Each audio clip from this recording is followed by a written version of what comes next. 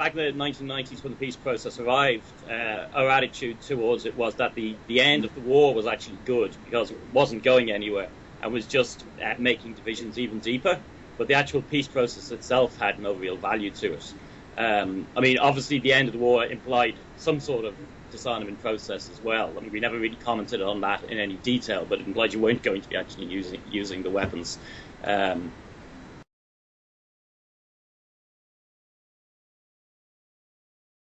A range of things. I mean, obviously a lot of our work has been around the trade unions. We've still got about 30% unionisation in Ireland. That's mostly concentrated in the public sector, but the public sector in particular has been targeted repeatedly. I'm a public sector worker, and now my take-home pay, I think, would be 20% less than it was 2 years ago.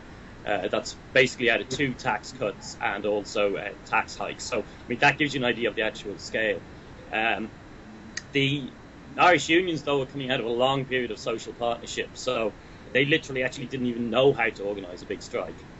So what we've seen are a number of big demonstrations. We've had, 100,000 people have come out in the streets of Dublin 3 times, so that's maybe 8% of the population. So we're talking about very sizable demonstrations.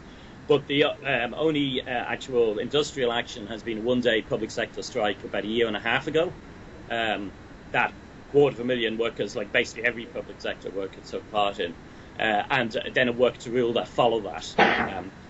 But the union, the whole strategy, the leadership was to get back into talks with the government. So basically, they hammered up this crap deal that's called the Croke Park Agreement, from which the government said, OK, we won't take any more pay cuts, but we basically want to be able to rewrite everybody's contracts and rewrite everybody's working conditions. So actually, at the moment, that's the process that's going on.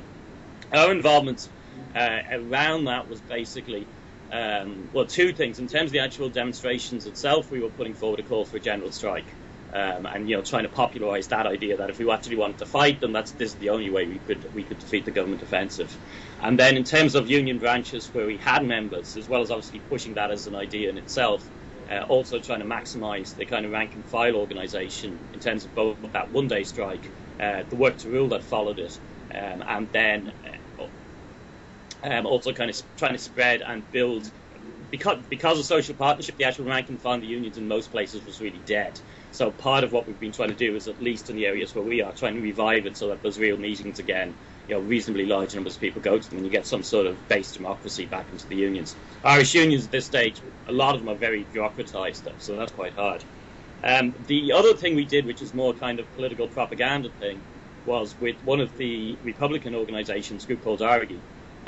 We did these a set of pieces that were designed to kind of focus people's attention that the richest 1% of the population still own 34% of the wealth of the country.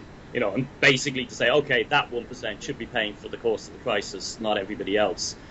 So one of the things with that is we did 2 walking tours where we basically went to the houses, or mansions really, of these people and kind of explained outside who they were, where their wealth was, how they were linked into government. A lot of them would be tax exiles, so you can sort of talk about that sort of thing as well. So that, and then some other protests as well. It's actually been relatively successful. The 1% network is probably one of the most visible things on the left in Ireland, and captured a lot of people's imagination. But the left, the radical left, is very small, so I wouldn't want to overstate that.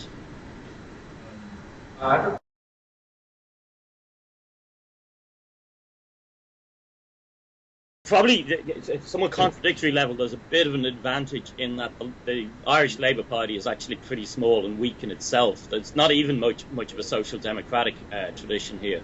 So at the actual level of union branches, there isn't really that. Like my branch, there's no ideological Labour Party involvement at all.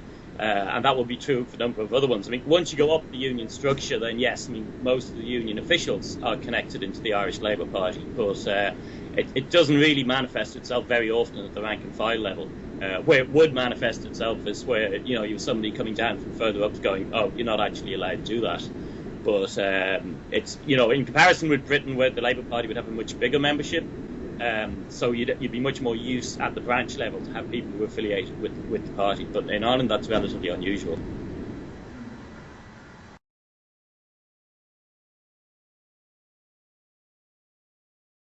the start of the Troubles, I mean, basically, there's the history of anarchism as an organised movement in Ireland is actually quite brief. There was a very tiny group in the 1890s, but after that, the first groups basically emerged at the end of the 1960s, more or less coincidental with the Troubles in the North. So in the North, there's right at the start, there are anarchists. There's no real organisations as such, but like the famous People's Democracy March, which was attacked by the police right at the start of the Troubles, had an anarchist banner on it. You know, so the two anarchists had got themselves a banner on it. And there would have been a fair amount of people who identified as anarchists but weren't necessarily organised. People used to give out copies of the British anarchist newspaper Freedom in Belfast at the same period. So when the Troubles actually kicked off, I mean, basically, you know, the reality of a situation where you have soldiers in the street shooting at people, everybody starts going, oh, what the hell do we do now? We need weapons to shoot back. So some anarchists would have ended up going into the Republican movement of the time. Some of them stayed there, some of them later came out. In the South, the official Republican movement, that Sinn Féin, the Workers' Party, that had some anarchist involvement as well, and people split out of that in the early 1970s, including some of the people who actually founded the WSM. So there's been a fair amount of, if you were to look at individuals, there's quite a bit of kind of crossover backwards and forwards. In terms of organisations, because there aren't really any right at the start, obviously there couldn't have been much, but there's fairly substantial involvement in terms of the effort anarchists were putting into things like the hunger strikes in 1981, for instance. There was the Anarchist Workers' Alliance existed there, and they were part of kind of a left bloc that was pushing for strike action as part of that. Now, again, the actual Republicans, for the leadership for the most part, opposed that. They didn't want that because it would be divisive. I mean, you know, you'd always have a kind of anarchist organisational involvement in, say, the annual Bloody Sunday March. In the organising committee for that, the last few years has had a couple of anarchists on it as well. But it's much more on that sort of level. It's really only a post-peace process that the movement has actually become even slightly big enough that you can really seriously talk about being involved and stuff.